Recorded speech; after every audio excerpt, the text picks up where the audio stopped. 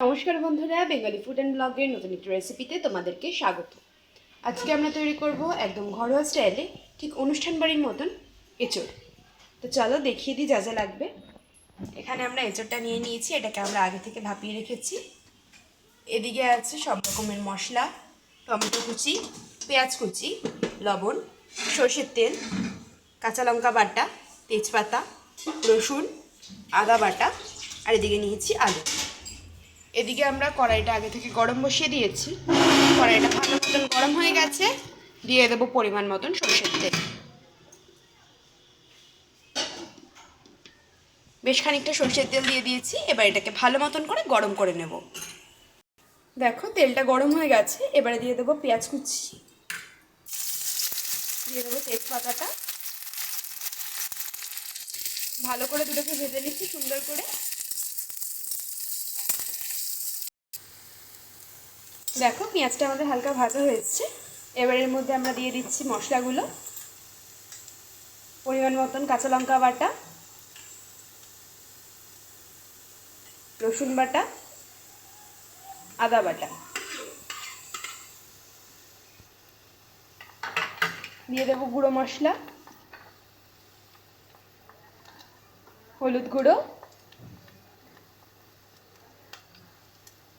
জিরে গুঁড়ো, ধনে গুঁড়ো, শুকনো লঙ্কার গুঁড়ো,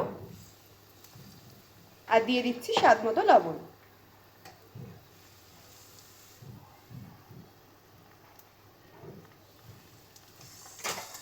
সমস্ত কিছু দিয়ে ভালো করে মশলাটাকে কষিয়ে নেব।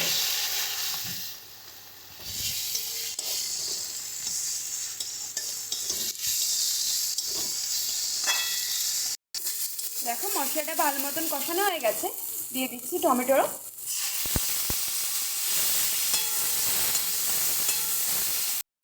টমেটোটা আমাদের হালকা নরম হয়ে এসেছে। এবারে দিয়ে দেবো আগে থেকে ভাপিয়ে রাখা আলুটা।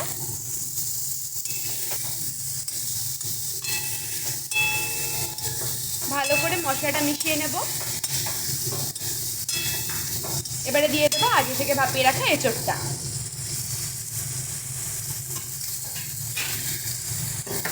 সমস্ত কিছুকে এবার ভালো করে মিশিয়ে নেব।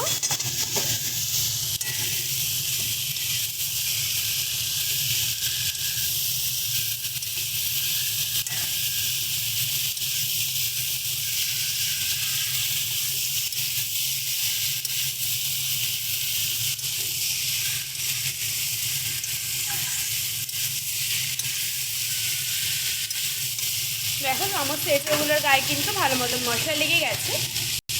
এবারে আমরা দেবো পরিমাণ মতন জল। দিয়ে দিচ্ছি পরিমাণ মতন জলটা।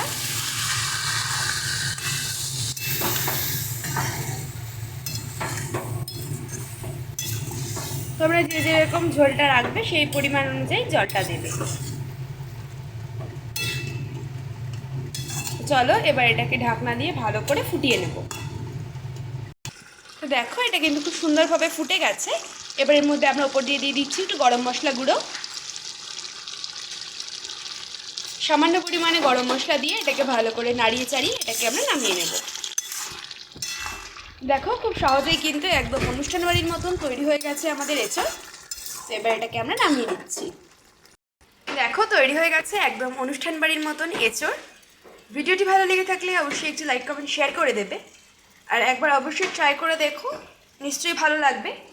চ্যানেলে নতুন হয়ে থাকলে চ্যানেলটা সাবস্ক্রাইব করে দিয়ে পাশে থাকা বেল আইকনে ক্লিক করে অল নোটিফিকেশন অন করে দেবে। ধন্যবাদ সকলকে।